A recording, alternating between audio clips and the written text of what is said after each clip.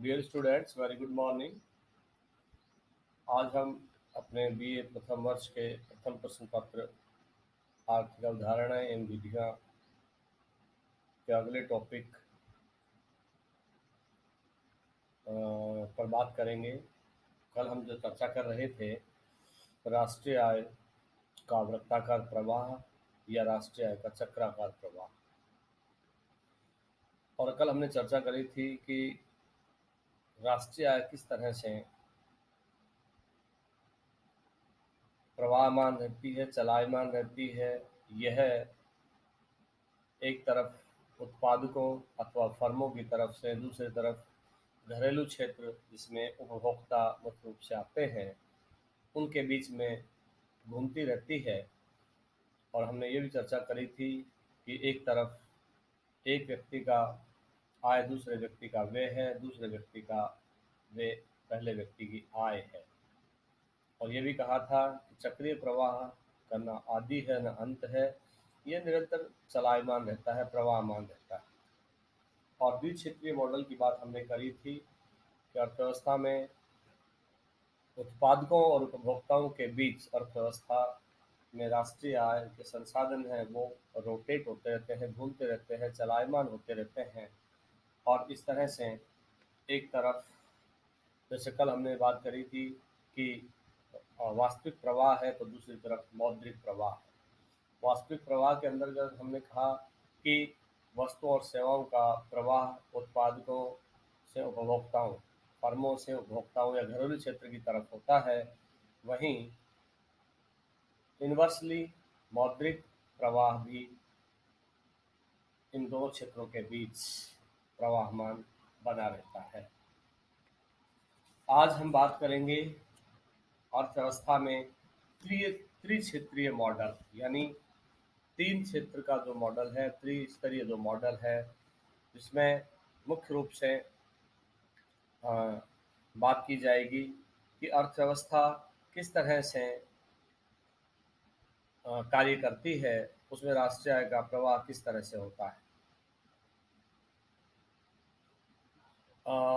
त्रिक्षेत्रीय model के अंतर्गत एक तरफ उत्पादक है, दूसरी तरफ घरेलू क्षेत्र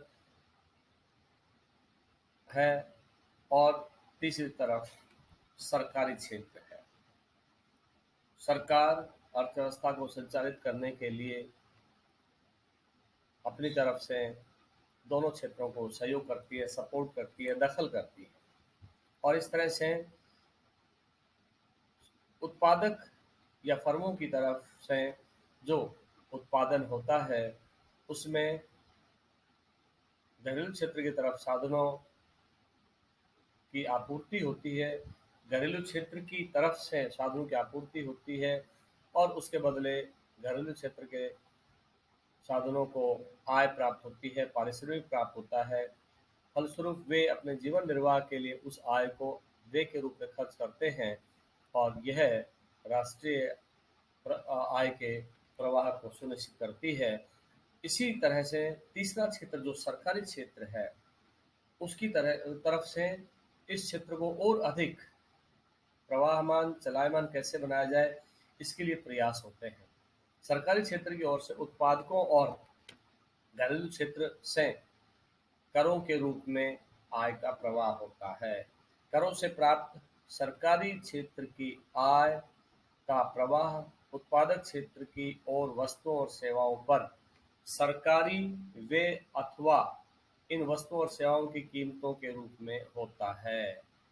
कहने का तात्पर्य कि सरकारी क्षेत्र इन दोनों घरेलू क्षेत्र और उत्पादक क्षेत्र को सपोर्ट करने के लिए करों के रूप में राहत देती है, कीमतों को नियंत्रित करने के लिए प्रयास करती है, और इसके साथ साथ ही सरकार फर्मों को वित्तीय सहायता और घरेलू क्षेत्र के उपभोक्ताओं में गृहस्थियों को पेंशन आदि के रूप में हस्तांतरित भुगतान भी करती है, सामाजिक सुरक्षा उनको देती है, उनको पेंशन आदि का भुगतान करती है। इस तरह से सरकार अपनी आय का एक भाग बचत के रूप में पूंजी बाजार में जमा करती है तथा विकास योजना में निवेश करने के लिए चालू व्यय को पूरा करने के लिए सरकार पूंजी बाजार से उधार भी लेती है। कहने का तात्पर्य, इस तरह सरकार करों के रूप में आय का प्रवाह सुनिश्चित करती है। आय का प्रवाह सरकार की ओर होता है तथा सरकारी व्यय के रूप में आय का प्रवाह घरेलू क्षेत्र तथा उत्पादक क्षेत्र की ओर होता है। आय के चक्रीय प्रवाह के इस त्रिस्तरीय मॉडल को सुनिश्चित करने के लिए सरकार तमाम प्रयास करती है ताकि देश में राष्ट्रीय आय का प्रवाह बना रहे, राष्ट्रीय आय का निर्बाध रूप से संचालन हो सके और साथ ही लोगों को रोजगार, लोगों को आय, लोगों की बचत, लोगों का निवेश, लोगों की आर्थिक क्रियाएं ठीक ढंग से संपादित होती रहें और लोगों का जीवन स्तर ऊंचा उठ सके। इसके साथ ही दूसरा मॉडल जो हम बात करेंगे वो है चार क्षेत्रीय मॉडल, चतुर्थ क्षेत्रीय मॉडल। यानी हमने बात करी अर्थव्यवस्था का द्विक्षेत्रीय मॉडल, जिसमें सरकार के अलावा यूँ कहें कि घरेलू क्षेत्र और उत्पादक क्षेत्र आते थे। हमने बात करी त्रिस्तरीय मॉडल, जिसमें सरकार, घरेलू क्षेत्र और उत्पादक क्षेत्र, तीनों क्षेत्रों की बात की। उसमें आय का प्रवाह चलायमान रहा, उसमें आय का प्रवाह होता रहा। साथ ही अब हम बात करते हैं राष्ट्रीय आय के चार क्षेत्रीय मॉडल, यानी इसमें अब सरकारी क्षेत्र के अलावा शेष विश्व को भी शामिल किया गया है। अब चार क्षेत्रीय अर्थव्यवस्था है, चार क्षेत्रीय मॉडल है। पहला क्षेत्र है घरेलू क्षेत्र, जिसको हाउस होल्ड सेक्टर कहा, जिसको उपभोक्ता क्षेत्र कहा। दूसरा हमने उत्पादक क्षेत्र कहा, इसको फर्मों का क्षेत्र भी कहते हैं। तीसरा हमने सरकारी गवर्नमेंट सेक्टर भी कहा और चौथा अब शेष विश्व। इस तरह से सात क्षेत्रीय मॉडल के बीच राष्ट्रीय आय का प्रवाह निरंतर बना रहता है। अब बात करते हैं हम क्षेत्र वाइज कि किस तरह से ये क्षेत्र काम करते हैं, क्योंकि अर्थव्यवस्था का प्रत्येक क्षेत्र दूसरे क्षेत्र को कुछ भुगतान करता है और इसके साथ ही दूसरे क्षेत्र से कुछ भुगतान प्राप्त भी करता है। इस तरह से जो पहला क्षेत्र है वो है घरेलू क्षेत्र, हाउस होल्ड सेक्टर। इस क्षेत्र में मुख्य रूप से जो हाउस होल्ड सेक्टर के द्वारा जो रिसिप्ट्स हैं, जो प्राप्तियां होती हैं, आय के रूप में होती हैं या किसी दूसरे हस्तांतरित भुगतान के रूप में होती हैं, उन भुगतानों के रूप में इनके पास आय प्राप्त होती है और इन आय के आधार पर वे भुगतान वस्तु और सेवाओं के बदले करने को तैयार रहते हैं। इसके बाद में दूसरा क्षेत्र हमने पढ़ना है कि उत्पादक क्षेत्र है। उत्पादक क्षेत्र में मुख्य रूप से घरेलू क्षेत्र की तरफ से जो प्राप्तियां होती हैं, यानी उत्पादक क्षेत्र द्वारा जिन वस्तुओं का उत्पादन किया जाता है, उन वस्तुओं के खरीदने पर घरेलू क्षेत्र खर्च करता है। इससे उत्पादक क्षेत्र को प्राप्तियां प्राप्त होती है, कुछ मुद्रा प्राप्त होती है और इस मुद्रा से वह और अधिक उत्पादन करने के लिए प्रोत्साहित होता है। इस तरह से और अधिक उद्योगों का विस्तार होता है और अधिक उद्योगों की स्थापना होती है और इस स्थापना से राष्ट्रीय आय का प्रवाह सुनिश्चित होता है। इसके बाद तीसरा सेक्टर है गवर्नमेंट सेक्टर। सरकारी क्षेत्र की मुख्य प्राप्तियां और मुख्य भुगतान के रूप में जो सरकारी क्षेत्र है वह परिवार क्षेत्र से प्रत्यक्ष कर लेता है या फीस लेता है या कोई जुर्माना लेता है, या उत्पादक क्षेत्र से अप्रत्यक्ष करों के रूप में राशि प्राप्त करता है। वहीं यह क्षेत्र उद्योगों को और व्यक्तियों को सहारने के लिए, उनको सपोर्ट करने के लिए उन्हें भुगतान भी करता है। तो वह भुगतान चाहे प्रत्यक्ष रूप तौर पे हो या अप्रत्यक्ष तौर पे। प्रत्यक्ष तौर पे भुगतान के रूप में वह वृद्धावस्था पेंशन होती है, वजीफे, छात्रवृत्तियां आदि आदि होते हैं। वहीं अप्रत्यक्ष भुगतान के रूप में सरकार के द्वारा ऋणों में छूट या ब्याज में छूट या इस तरह की राशियां भी हो सकती हैं। तो इस तरह से सरकारी क्षेत्र भुगतान और प्राप्तियों के आधार पर राष्ट्रीय आय के प्रवाह को सुनिश्चित करता है। और इसके बाद अंतिम क्षेत्र आता है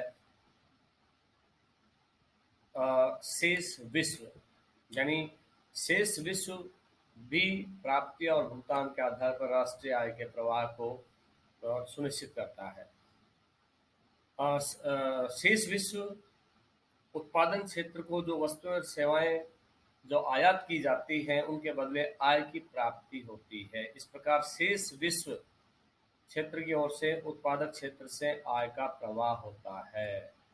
और इसी तरह से शेष विश्व भुगतान के रूप में उत्पादक क्षेत्र को जो भुगतान करता है निर्यात के लिए, वह राष्ट्रीय आय के प्रवाह को सुनिश्चित करता है। इस तरह से कहने का तात्पर्य ये है कि चार क्षेत्रीय मॉडल के बीच राष्ट्रीय आय का प्रवाह सुनिश्चित करना सभी क्षेत्रों की अपनी अपनी जिम्मेवारी है।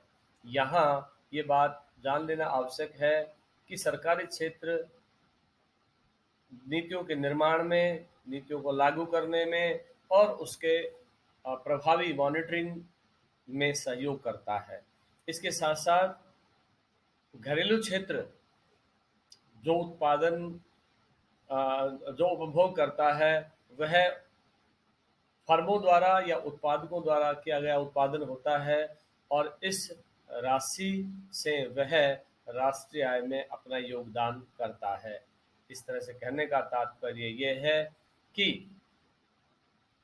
त्रिक्षेत्रीय मॉडल हो, तीन क्षेत्रीय मॉडल हो या चार क्षेत्रीय मॉडल हो, अर्थव्यवस्था में राष्ट्रीय आय का प्रवाह निरंतर बना रहता है। मैंने पहले भी कहा कि यह न इसका आदि है न इसका अंत है, यह एक निरंतर होने वाली प्रक्रिया है।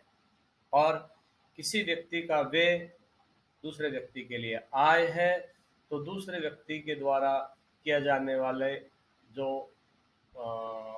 खर्च है वह पहले व्यक्ति के लिए आय है। यानी आय और व्यय के आधार पर राष्ट्रीय आय का प्रवाह निरंतर बना रहता है। इस तरह से हम समझ सकते हैं कि राष्ट्रीय आय का चक्रीय प्रवाह या जिसको हम वृत्ताकार प्रवाह कहते हैं, वह इन विभिन्न क्षेत्रों के बीच में घूमता रहता है। ये निरंतर चलायमान रहता है और इससे रोजगार के अवसरों का सृजन होता है, उद्योगों की स्थापना होती है और उसके साथ साथ में वस्तुओं का निर्माण होता है। और जैसे जैसे उद्योगों का विस्तार होगा वैसे वैसे रोजगार के अवसरों का सृजन होगा, लोगों को रोजगार मिलेगा, बेरोजगारी दूर होगी और इससे लोगों का जीवन स्तर ऊंचा उठता है। इसलिए कह सकते हैं कि राष्ट्रीय आय का जो वृत्ताकार प्रवाह है वह सभी वर्गों, सभी क्षेत्रों के हित के लिए होता है। उससे सभी वर्गों को फायदा है और इस आधार पर इस राष्ट्रीय आय के वृत्ताकार प्रवाह का विश्लेषण दो क्षेत्रीय मॉडल, तीन क्षेत्रीय मॉडल, चार क्षेत्रीय मॉडल में पढ़ा जा सकता है। कुल मिलाकर के निष्कर्ष के तौर पे कह सकते हैं कि यह राष्ट्रीय आय इन सभी क्षेत्रों के बीच प्रवाहमान रहती है और इसमें इजाफा होता रहता है, जिससे लोगों की आय बढ़ती है और उससे उनका जीवन स्तर ऊंचा उठता है। इस तरह आर्थिक क्रियाएं संपादित होती हैं। बहुत बहुत धन्यवाद।